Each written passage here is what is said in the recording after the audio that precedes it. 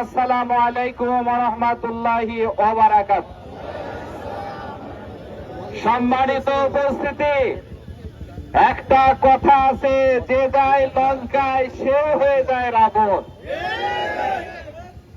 লড়াই সংগ্রাম ছিল, কেয়ারটেকারের অধীনে একটা নির্বাচন হবে, জুলাই সনদ গণভোটের মাধ্যমে সেটা এদেশে স্থায়ীভাবে সংবিধানে লিপিবদ্ধ থাকবে। কিন্তু আজকে লঙ্কায় যে সেটা মানতে চাচ্ছে না।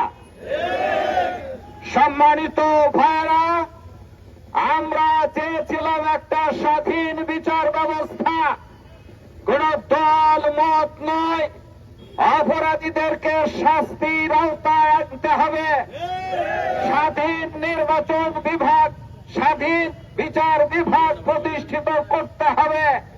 কিন্তু আজকে সেটা বাস্তবায়নের কোন লক্ষণ আমরা দেখতে পাচ্ছি না।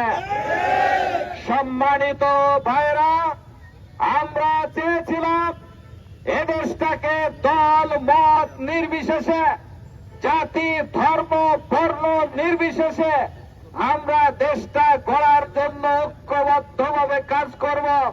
যার কারণে পার্লামেন্টের সরকারি দল যারাই হবে, বিরোধী দল ডেপুটি স্পিকার হবে। কিন্তু আজকে আমাদের ডেপুটি স্পিকারের জন্য প্রস্তাব দেওয়া হচ্ছে, অথচ 70% মানুষ গণভোটের পক্ষে যে হাতে ভোট দিলেন তাদের কথা মেনে নিচ্ছে না। সম্মানিত ভাইরা, আমরা ভাবছিলাম তারা গড়িমিশি করছে। শেষ অধিবেশনে এসে আমরা দেখলাম স্বরাষ্ট্রমন্ত্রী বললেন এগুলা মেনে নিয়েছিলাম শুধুমাত্র নির্বাচনটা দেওয়ার জন্য। এর দ্বারা বোঝা যায় এ জাতির সাথে তারা প্রতারণা করছে।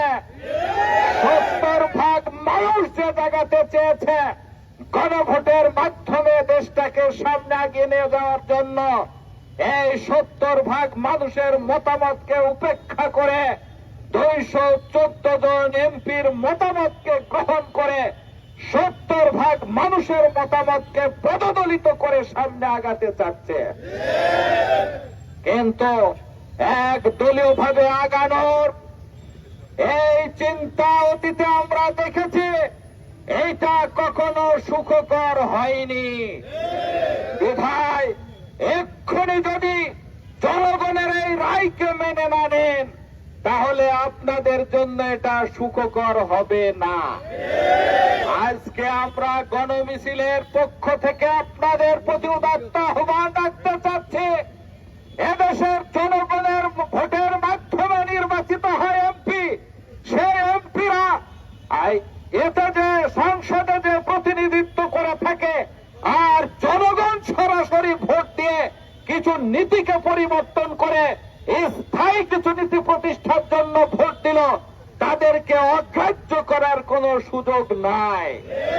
বিধায় আজকে আপনারা তেলের দাম বাড়াচ্ছেন, তেলের সংকট সৃষ্টি করছেন, দ্রব্যমূল্যের দাম বাড়াচ্ছেন, এদেশে ক্রাইসিস সৃষ্টি করছেন, সার পাচ্ছে না চাষিরা। এই মুহূর্তে কোন বিস্ফোরণের প্রতীক্ষায় না থেকে জনগণের মতামতকে মেনে নিয়ে আগামী দিনে একটা সুন্দর বাংলাদেশ গড়ার পরিবেশ সৃষ্টি করে দেবেন। উপস্থিতি, আজকে সরকারের প্রতি উদাত্ত আহ্বান রেখে আজকের গণমিছিলের এখানে সমাপ্তি ঘোষণা করছে। আল্লাহ হাফেজ। আসসালামু আলাইকুম ওয়া রাহমাতুল্লাহি ওয়া বারাকাতুহু।